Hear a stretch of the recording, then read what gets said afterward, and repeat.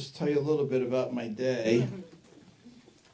I had a really great day with a guy that I just met from Ohio, and I was with him in a 5-hour meeting.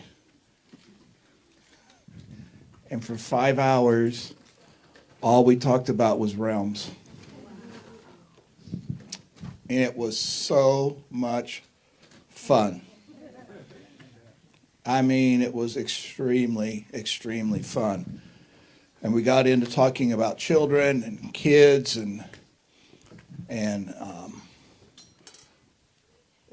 we were in a restaurant and we were like having like a realm meeting in this restaurant, and everyone around us was listening in, and we were just having fun.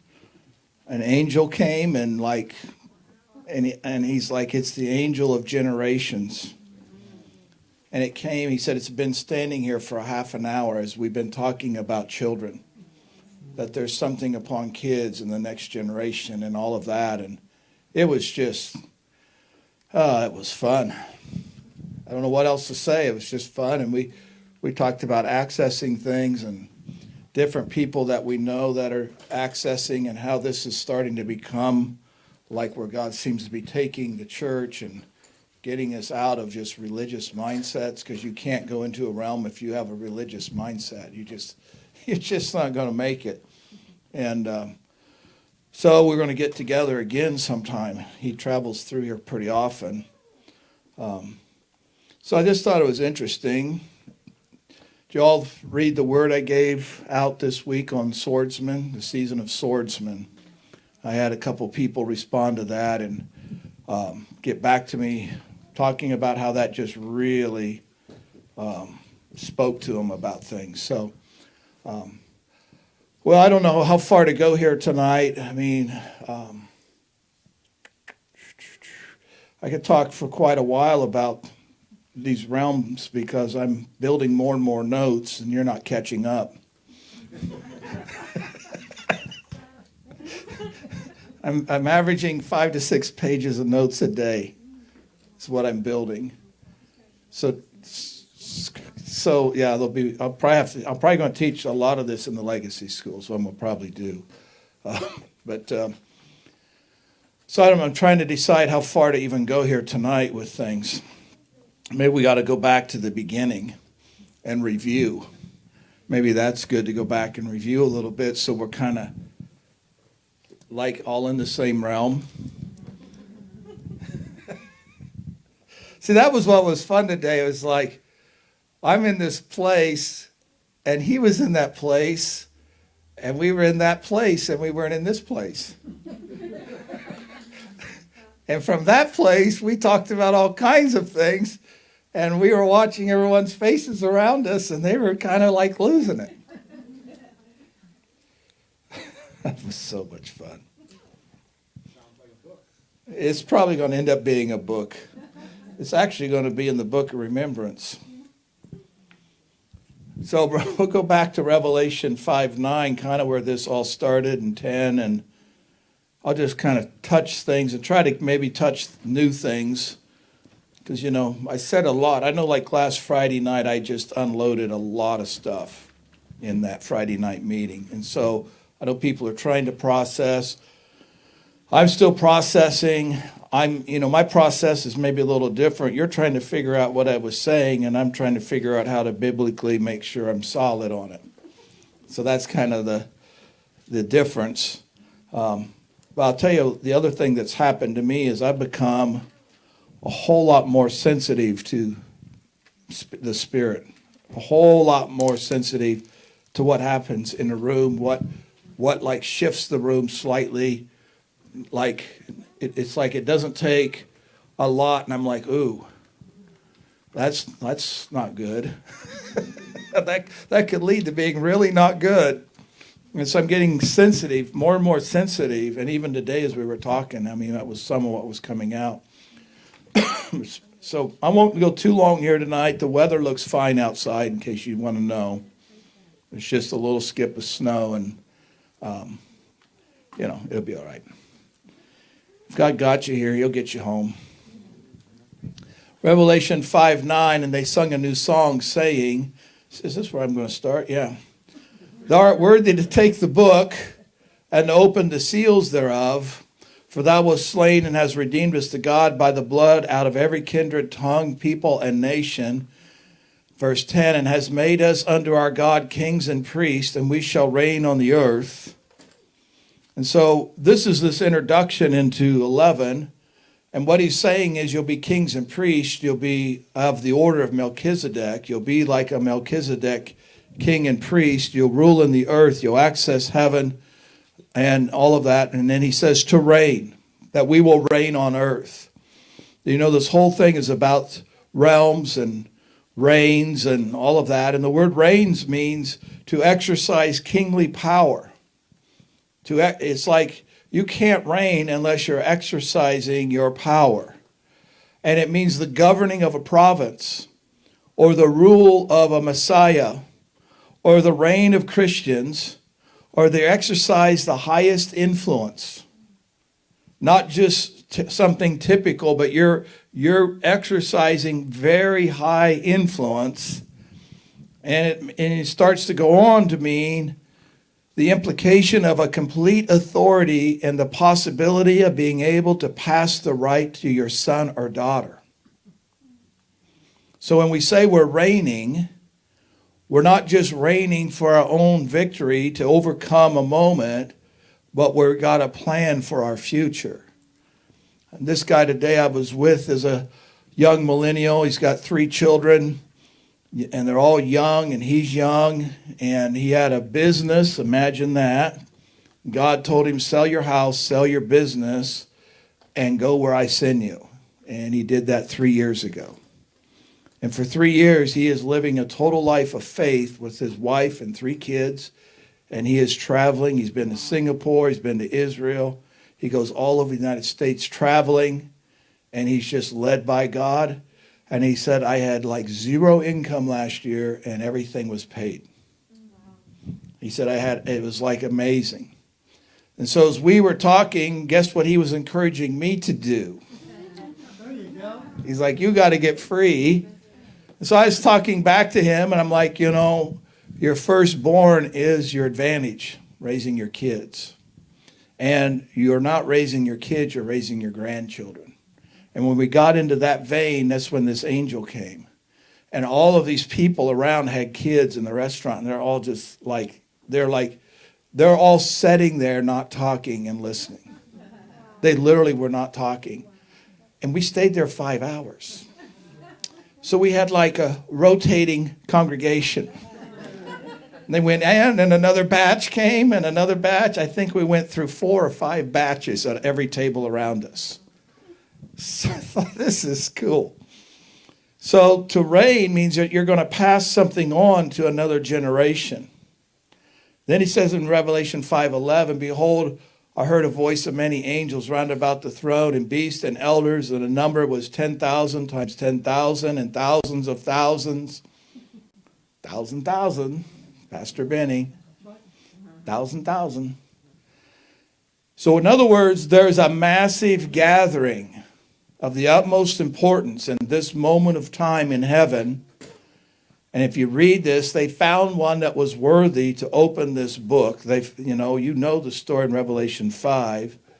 But every created being in heaven was present.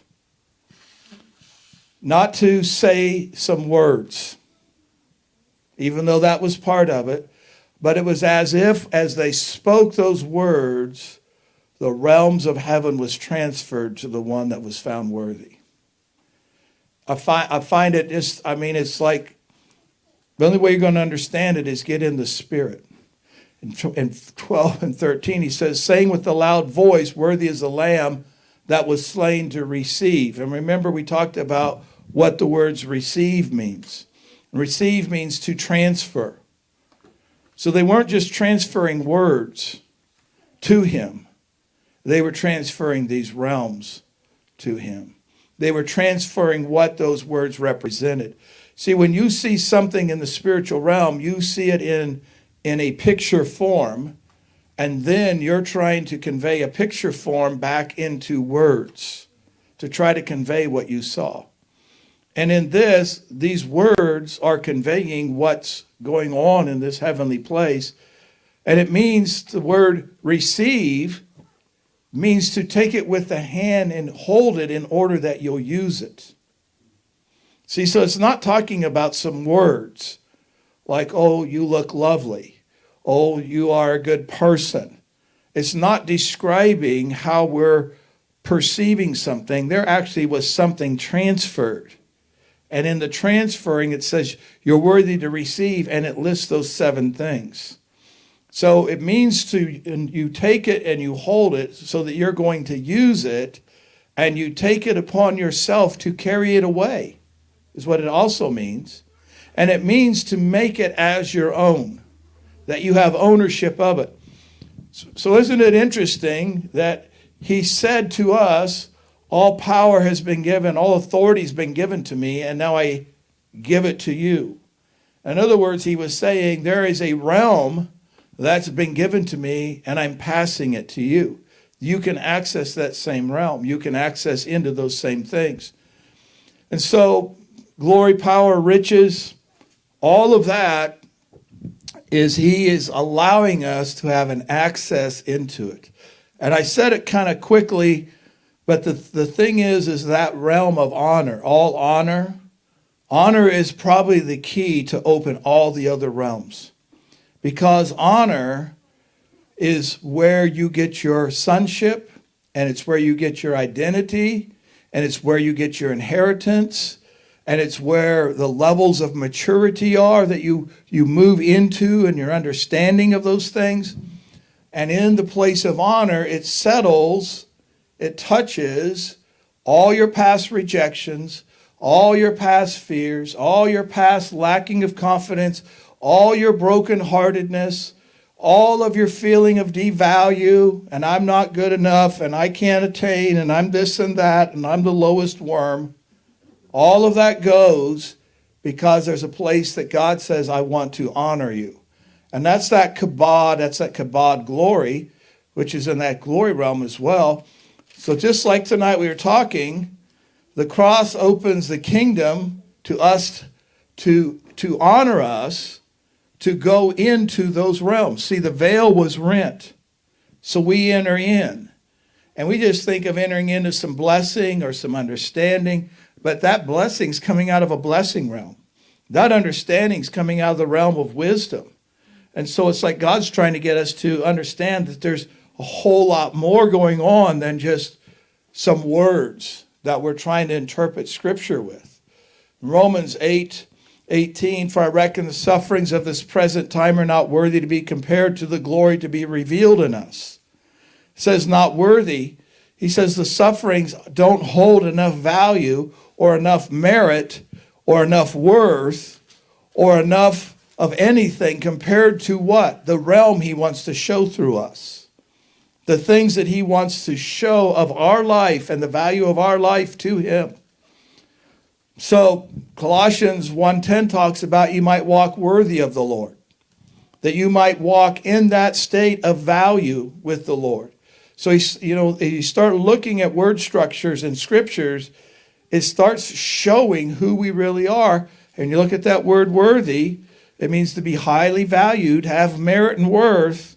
And so what he did when he conferred a kingdom upon us, he conferred a realm upon us, the realm of the kingdom, which is all the things that's setting in the kingdom.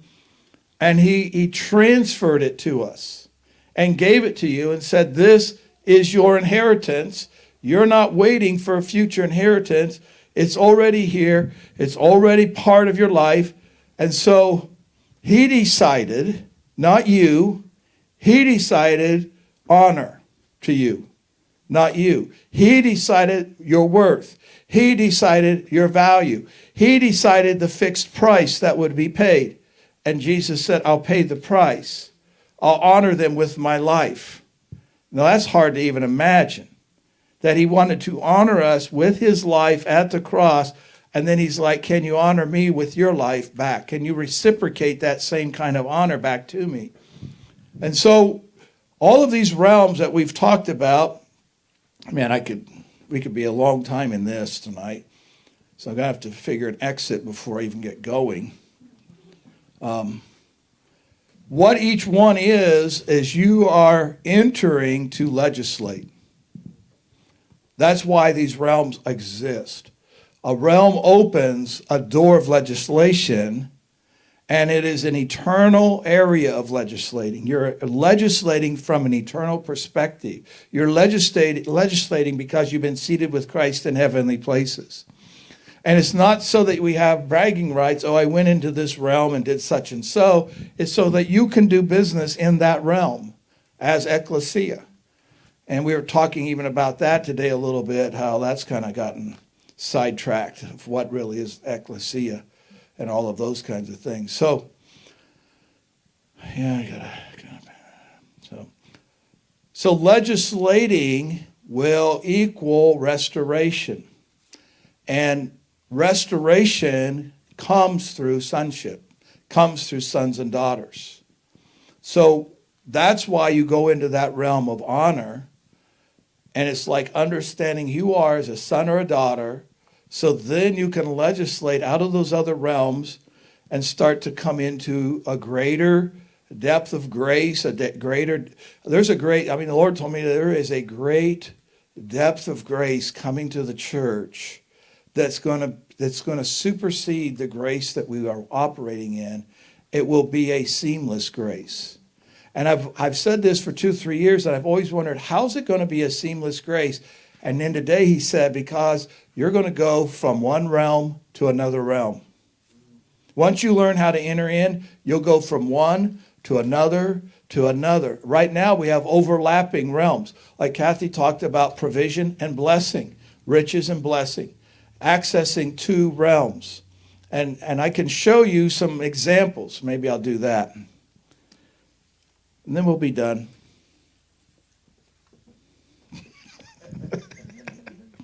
How about some examples? Let me see if I can find one. Oh, here's a good one.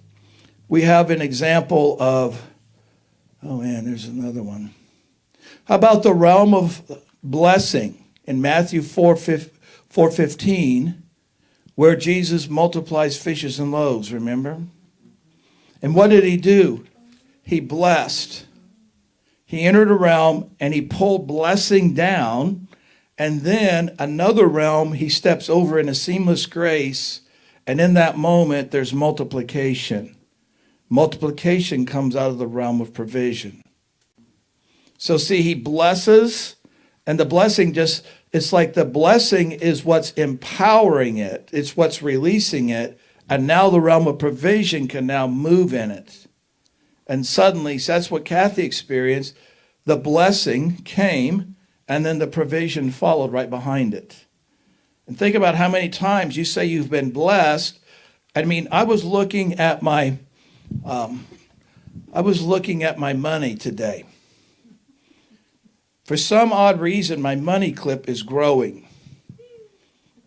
It's wonderful, I keep buying things. I buy myself a tea, I buy myself a candy bar, I buy myself something to eat, and people keep handing me money because I got other money here that's been handed to me, and my money clip is growing to the point my clip won't clip anymore.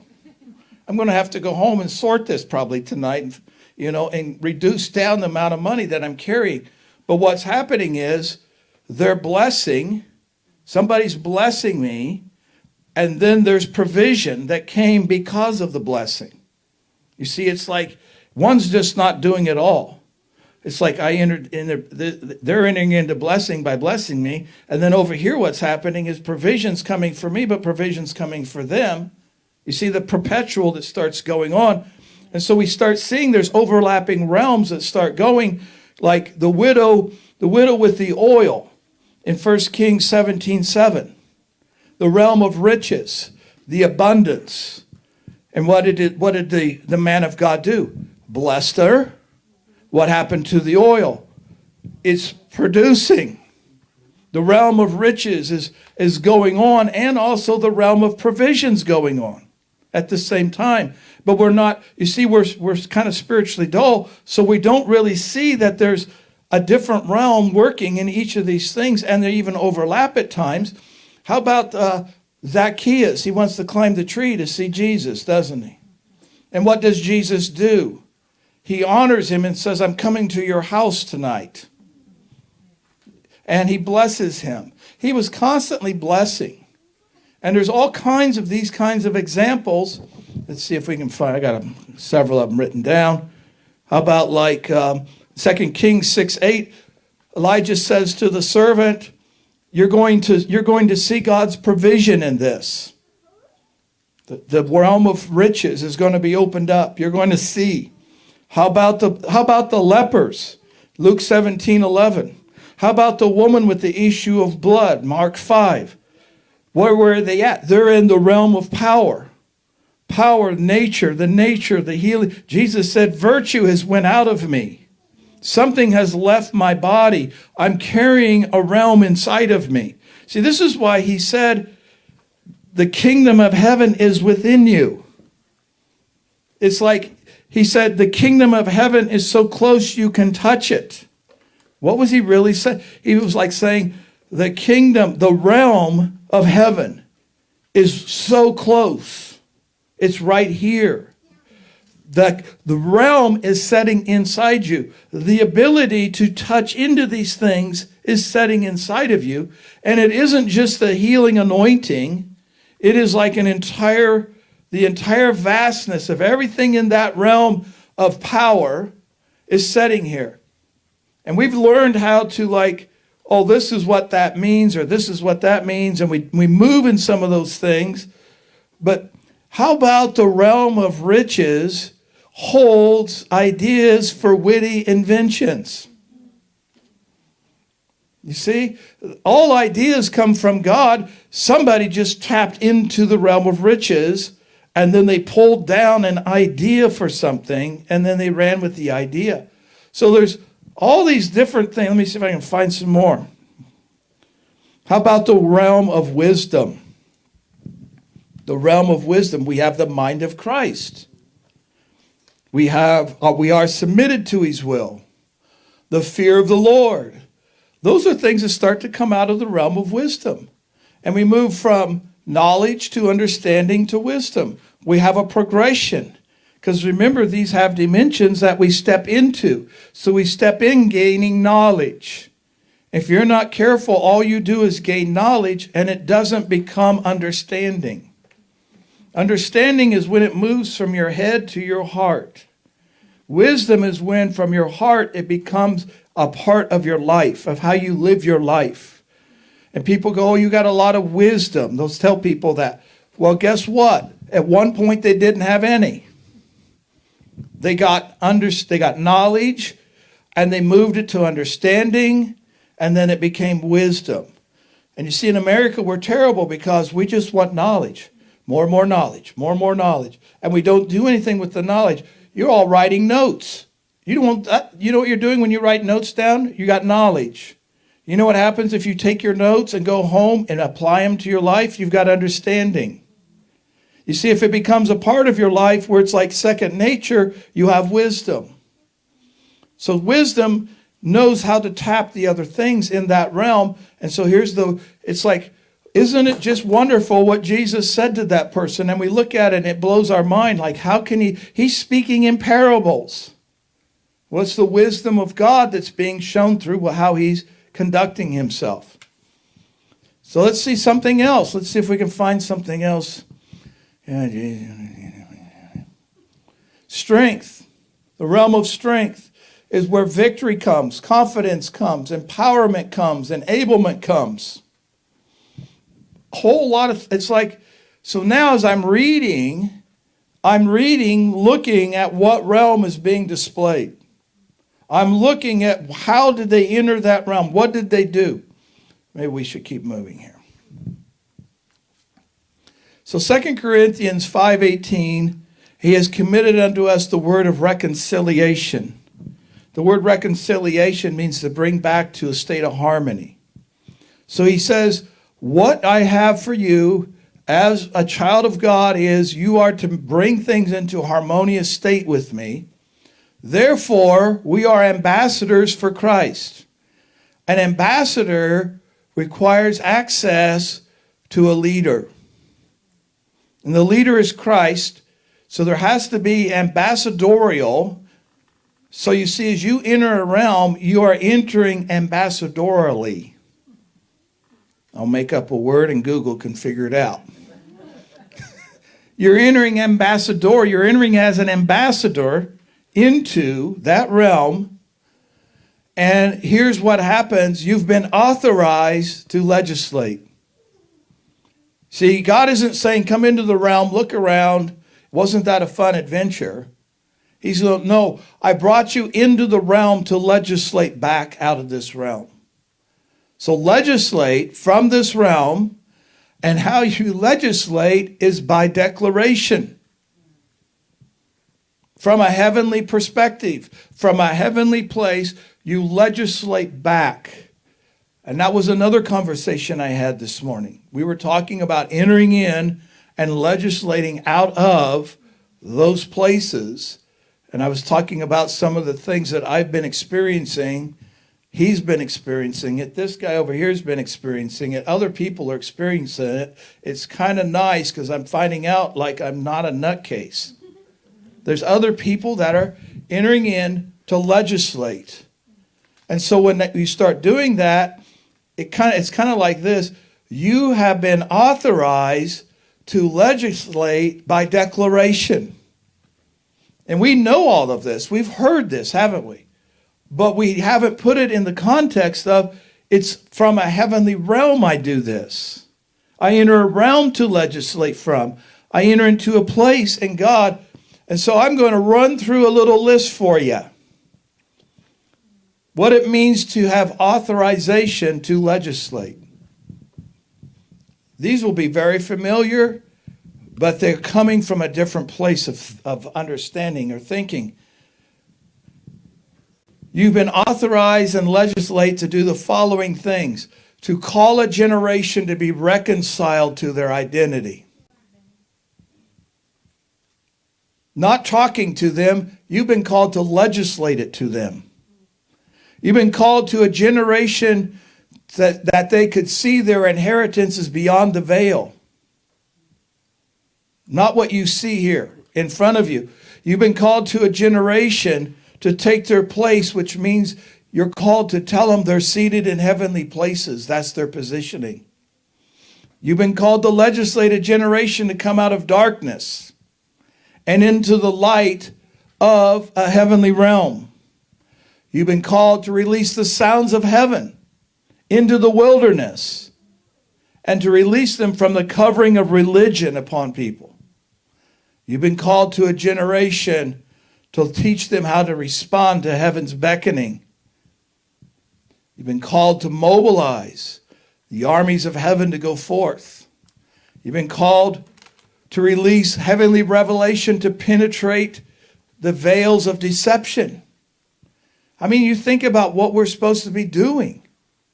I mean, I'm halfway through the list. But see, we talk about these things, but we don't think about it as I am authorized to legislate these things. And that's coming because of where I've been positioned with God, not sitting here upon the earth thinking I'm less than, but knowing I'm seated there and I'm more than, because I've settled this realm of honor that he's trying to put upon me as a son or daughter. You've been let to legislate, to gather and equip people into their destiny. You've been called to legislate, to reveal his character and nature. You've been called to prepare scrolls and mandates and blueprints and mantles and weapons and governmental authority.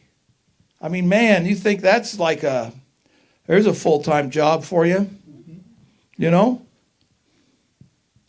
You've been called to legislate the dawning of a new day. I mean, it's like if we don't do this, who's going to do it? So there's a list of things, and I mean, you can make a list. There's a huge list of what we can do. and supposed to do. So I got to find an exit. Psalms 24:7. Lift up your heads, O gates. Be lifted up, you everlasting doors. I started reading this, and the Lord started speaking to me, and he says, and the King of glory will come in. There is a door. There are doorways that we have to decide we're going to open. Doorways of your heart, doorways of your understanding, doorways of atmospheres, doorways of death, doorways of altars, all kinds of doors. And then he starts talking about the King of glory will come in, strong and mighty, the Lord mighty in battle. Lift up your heads, O ye gates, lift them up, you everlasting doors. It's not just a temporal door, it's an everlasting door.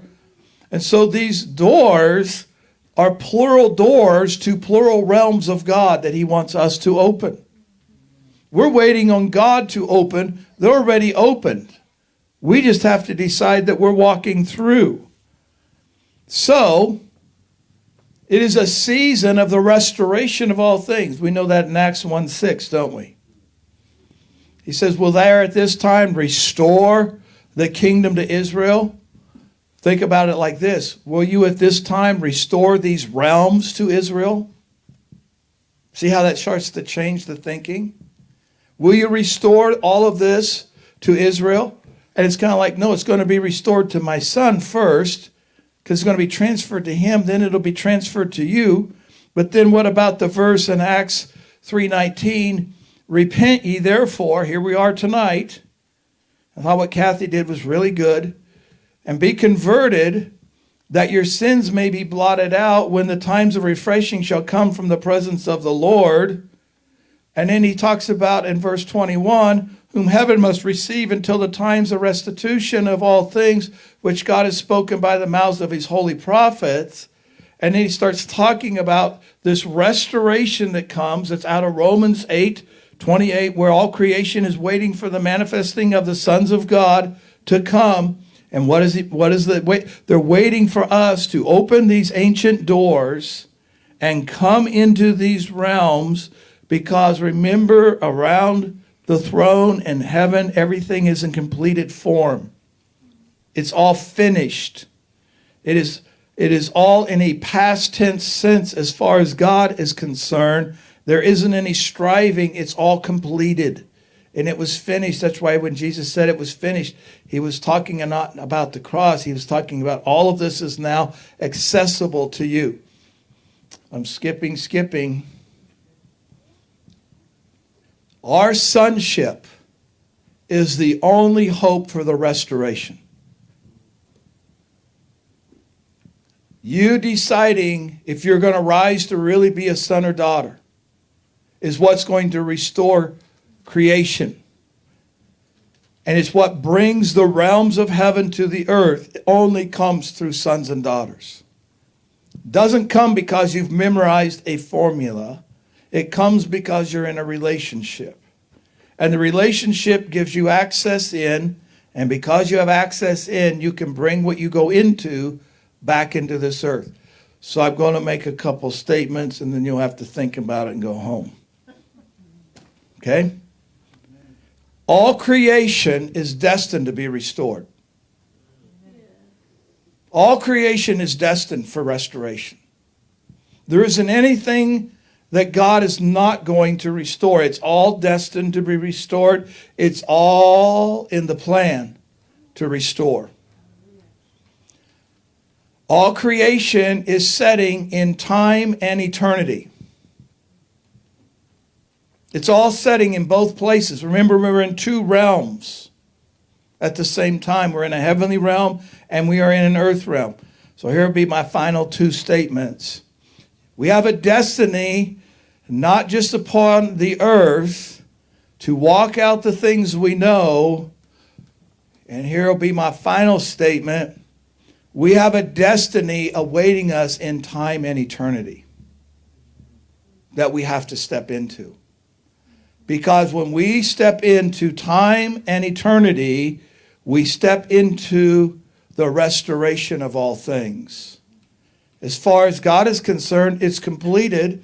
it has to be walked out by sons and daughters, bringing the completion of heaven into the earth.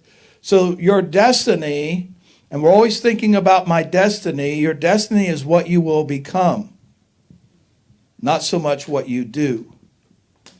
What will I become? What am I destined to become? More than what I'm destined to do.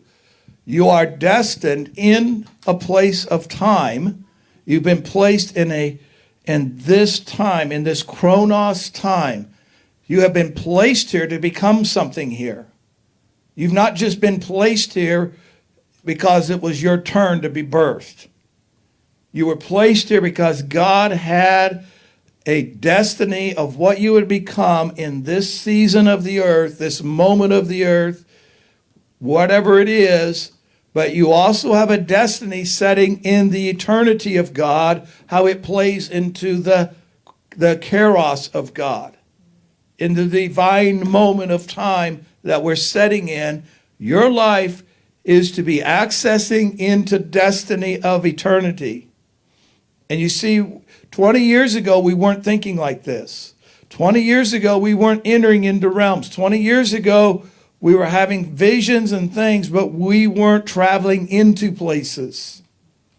Now you're sitting here, and what happens is our flesh wants to fight everything I'm saying tonight. Your reasoning wants to reason it away.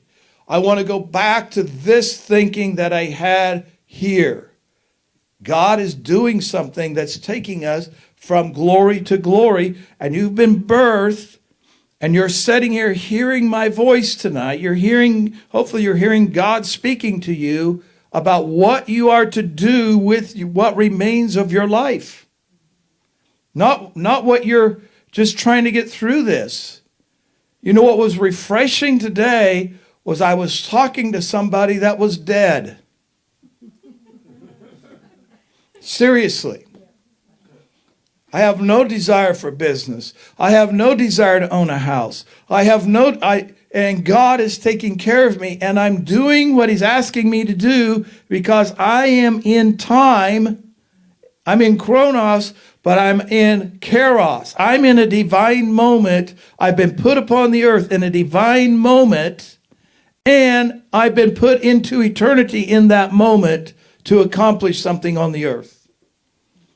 And you see, what is sad is if you don't get the second part, that I've been placed into eternity and into realms, your life will go through its paces, and you will die, and you will accomplish nothing that is everlasting. I hope that makes some sense, because it's a serious deal we're in right now. Evil is it's coming to the fullness of time. It's coming to the fullness of chronos, but it's coming to the fullness of kairos. It's coming to the fullness of a divine moment in God. And that divine moment is requiring not the same old way that we've done everything, because I tell you, if it's so glamorous, why do we not see the fruit of it? It requires something that's, and I won't say new because it's not new to God, it's new to us. It's something fresh from God. It's something that He is revealing and reemphasizing for this moment of time. And you think about these guys in the Old Testament and the New Testament, what they stepped into.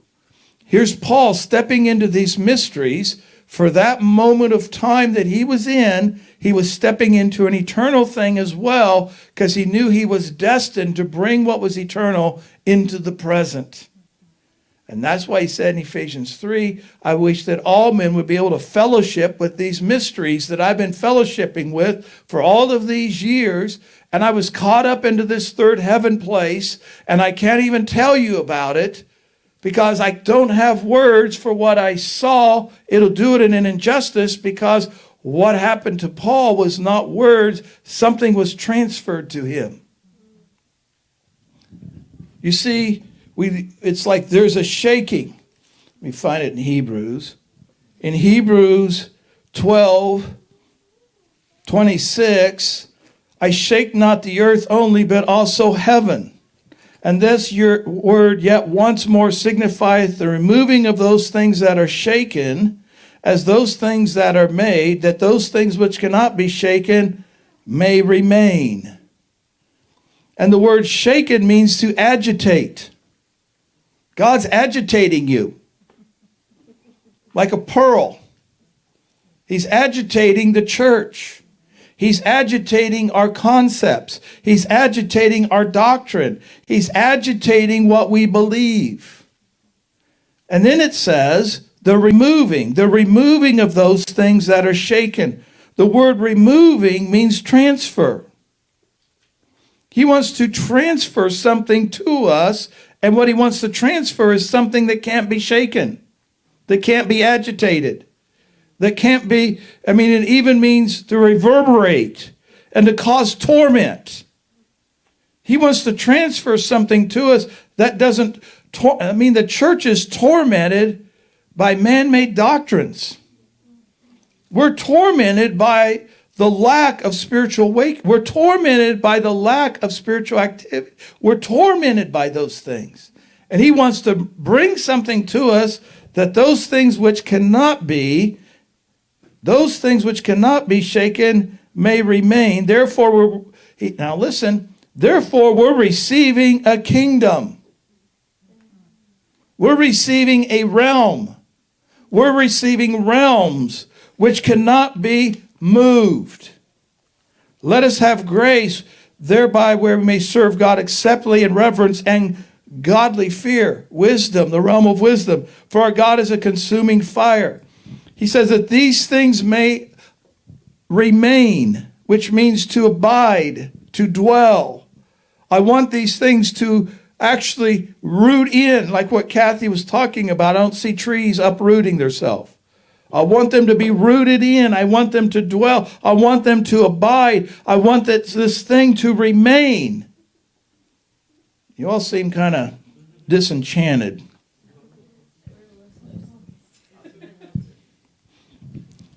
So you see, it's like you're destined not just being here tonight. You're not destined to just get through life. You're not destined to get through the week. You're not destined to get another revelation and do nothing with it. You're destined in time and eternity both. And I'm going to tell you something. If you don't step in, you'll get passed by. It's very simple. Because people are starting to legislate out of these eternal realms. It's starting to happen, folks. We haven't even began to see what's about to occur. We're just starting to figure out how to get in there. We're figuring out that it even exists, that there's places in heaven that I'm supposed to be living from. And I do believe the Enoch anointing is loosed in Iowa finally, loosed in the nation. I've been waiting for it, friend of God. I've not seen much of that.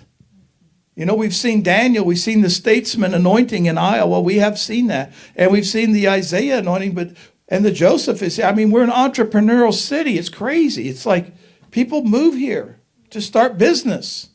And provision is here. And, the insurance companies have moved out of Omaha. They're in Des Moines. Banking is here. Wells Fargo is, it's like there's a lot going on in this city. But where's Enoch?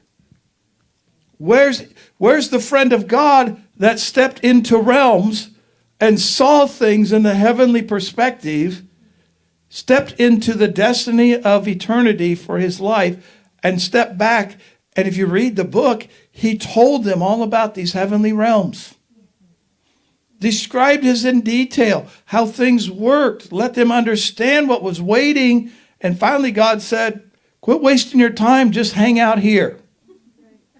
That's my paraphrased version where he was no more.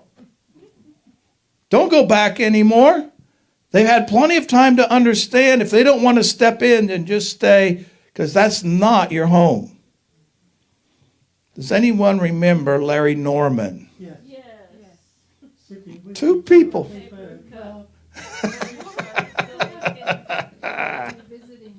Only visiting this planet. That was the name of one of his albums. An album is a vinyl thing that turns. There you go. They're making a resurgence, we know. Millennials brought it back. Yeah. But he had a song. This is not my home. I'm only visiting this planet. I have an eternal home, eternal perspective. I'm just getting through this to get there. You see? And that should be how we're thinking. And we're putting way too much on this. And what about that? So, Question. uh-oh. So at the time of martyrdom, martyrs are being removed from that which is being shaken, their bodies being abused, and they are able to enter a realm where it doesn't actually matter. Okay, They're already in the realm before they die. okay.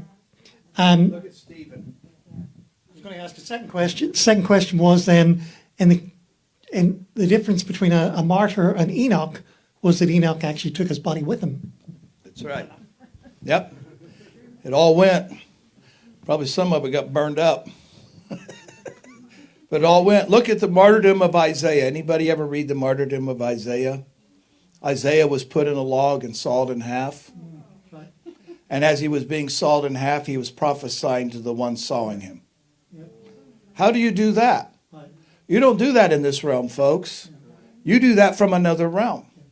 You know, there's all these readings we should be reading because these are the realities of how these men lived. You know, you look at Stephen. What does Stephen see? He sees Jesus standing. You realize it's the only time that he stands in the entire Bible. He's always seated. He stands. His martyrdom got his attention. They're stoning him. He's dying, and he's experiencing eternity in the dying because he was already dead. He was already living there. And he's like, look where I'm going. I got all of heaven's attention by what I'm doing in this moment. Can you imagine what heaven was doing when Jesus stands up and peers? Heaven's like, what is he looking at? And they look down and they see a man being killed, but it has no effect on him, on his body, because he's already living in an eternal state. You see? I mean, this is what's happening. You think about revival, an awakening, an outpouring. You know, I'm looking at like verses, and I'm re-looking at them like I'm supposed to be taking men's imagination off of worldly imaginations and putting their imagination on heavenly imaginations. We're supposed to be capturing a generation, not with the imagination of GameStop, since that's in the news, but with the imagination of heavenly realms and what's setting in those realms, so that those realms start confronting them about eternal things, not temporal things. Then we're supposed to be taking the church, which is so temporal-minded right now as the body overall, that we're more concerned about the lights and the sound and the chairs and the building than we are a heavenly realm. And you see, and we're supposed to be like bringing the church. My job is to bring you into heavenly realms. I should just read Revelation to you every week till you get it. You know, it'd be very easy. But it's like you're supposed to be having that kind of imagination. You see, because God wants to work in your imagination. That's why he says take every thought and bring it to obedience to Christ. He wants to take charge of what you're thinking on and how you're thinking about it. You know, it says cast down every vain imagination. So the battle starts going into our mind, and it's kind of like, are you going to live in a worldly realm or are you going to live in an eternal realm? And because that's going to dictate, because your thoughts in a worldly realm will stop you from entering an eternal realm. But your thoughts in an eternal realm will say the worldly realm has no effect upon me. So that doesn't matter. I mean, look what Paul said. With this, I want to serve God, but with this, I'm serving this worldly realm. He separated the two things, and he understood this is how this works, and this is how this works. I'm going to serve God with my thoughts. I'm going to serve God with my affections and my attentions. John on the Isle of Patmos, boiled in oil, left to die, 70 years old, put on a mining island to mine. No strength left, nothing left. Thinks his life is gone, thinks his life means nothing. He's washed out, he's done. And what does he do? He steps into a heavenly realm because he was destined for the destiny of explaining it to us. And what happens in the church? Do you realize the history of the church in that moment? The church was lacking the embrace of martyrdom and walking away from it, not wanting to be martyred. The church had lost sight of the eternal realm, and John comes with the book of Revelation, revealing the realm again to the church, reignites martyrdom in the church. Seriously, this is the history of the church. They had lost track of it, so now here it comes.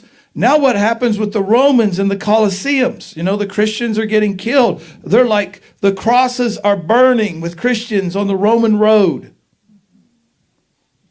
So what happens in the Colosseums, because of the book of John, seeing that eternal realm, they embrace martyrdom again, and they are so engaged in the eternal that when they come out to die, they're singing songs revealing eternity.